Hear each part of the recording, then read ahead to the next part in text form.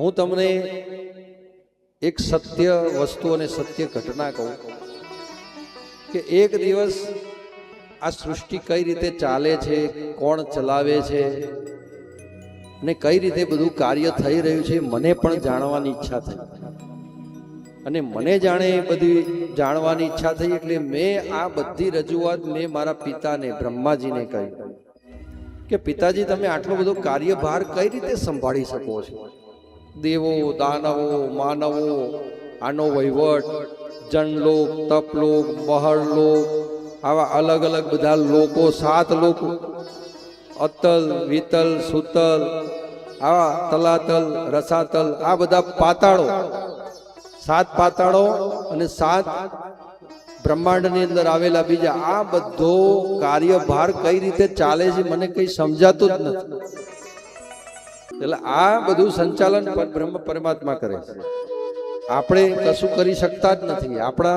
આપણે એક પાંદડું હલાવવું હોય તોય ના હલાવી શકીએ, આપણી કોઈ શક્તિ જ નથી. આ બધું કર્મ કરાવે તો આ બધું પર બ્રહ્મ પરમાત્મા જ કરાવી રહ્યા છે અને એમની કૃપાથી જ આ બધું થઈ રહ્યું છે. એટલે આ બધી જે કથા જ્યારે કીધી એમને, એટલે એમને થયું કે ભગવાનનું આ દિવ્ય સ્વરૂપ મેં મારા પિતાજી પાસેથી સાંભળ્યું છે કે હું બ્રહ્મલોકમાં ગયો ને બ્રહ્મલોકમાં સભા ચાલતી હતી, ત્યાં બેસ્યો, પછી બધા સભામાંથી પોતપોતાના સ્થાને ગયા. પછી મેં મારા પિતાજીને એકાંતમાં પૂછ્યું કે પિતાજી, આ બધું સંચાલન તમે કઈ રીતે ચલાવી રહ્યા છો? મને કઈ ખબર નથી કે ભાઈ તમે સર્વે સર્વા છો કે તમારાથી કોઈ ઉપરી ખરું? ત્યારે મારા પિતાજીએ મને 4 શ્લોકની અંદર ભાગવતજીનું જ્ઞાન આપ્યું હતું. અહમેવાસ્મેવાગ્રૈ નાન્યદમ યતમ સદસતમ પરમં પશ્ચાદહમ યદેતસ્ય યો વસિષ્યેત સો સમ્યહં. ભગવાને 4 શ્લોકની અંદર બ્રહ્માજીને જ્ઞાન આપ્યું હતું. ભગવાને નારદ મુનિને બ્રહ્માજીએ કીધું કે બેટા, આ સૃષ્ટિનું સંચાલન કરવા વાળો હું નથી, હું તો ખાલી આ સર્જન કરવા વાળો છું. જેમ કોઈ વ્યક્તિ અત્યારે તમે જોવો તો કોઈ મોર બનાવતા હોય તો અચ્છલ આબેહૂબ મોર બનાવી દે, પણ એની અંદર પ્રાણ ના પૂરી શકે. કોઈ મનુષ્યની મૂર્તિ આબેહૂબ બનાવી દે. અત્યારે મેળમાંથી એવી એવી મૂર્તિઓ બને છે અને એવું કલર ને બધું રંગ રોગાન કરવામાં આવે કે તમારા જેવા આખું ચરિત્ર તમને એમ લાગે કે હું જ છું, હાલ બોલતા હોય એવું લાગે, પણ એની અંદર પ્રાણ ના પૂરી શકે. એટલે આ બધું સર્જન કરીને મેં મૂક્યું હતું, પણ આ બધું સર્જન કર્યું પણ એમાં પ્રાણ હું નતો પૂરી શકતો. કે આ બધાને હું સર્જન કર્યું પણ પ્રાણ કઈ રીતે મૂકવું?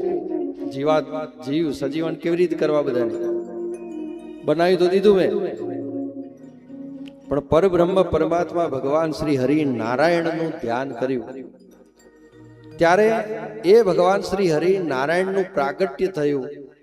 અને એ જે નારાયણનું પ્રાગટ્ય થયું અને એમને પોતાના દિવ્ય સ્વરૂપમાંથી એમની જે જ્યોત છે એ જ્યોતની અંદરથી એક એક વસ્તુની અંદર એમને પ્રાણ પૂર્યો ત્યારે આ બધું સજીવન થયું. એટલે એ સ્વયં પ્રકાશિત છે. ભાગવતજીના પહેલા શ્લોકની અંદર આવે છે 4 થી સ્વિગ્ન સ્વરાટમ, જે પોતે એ આખી દિવ્ય જ્યોત છે, સ્વયં પ્રકાશ છે. એટલે એવા પર બ્રહ્મ પરમાત્મા અને એ નારાયણની કૃપાથી આ બધું ચાલી રહ્યું છે. એટલે 4 શ્લોકની અંદર ભાગવતજીનું જ્ઞાન જે છે, આગળ બ્રહ્માજીને ભગવાન સ્વયં જ્ઞાન આપશે એ વખતે આપણે 4 શ્લોક લઈશું. એટલે એવી રીતે મને એ જ્ઞાન મળ્યું અને એ જ્ઞાન બ્રહ્માજી પાસેથી મને મળ્યું છે અને આજે એ 4 શ્લોકોનું જ્ઞાન હું તમને કહું છું.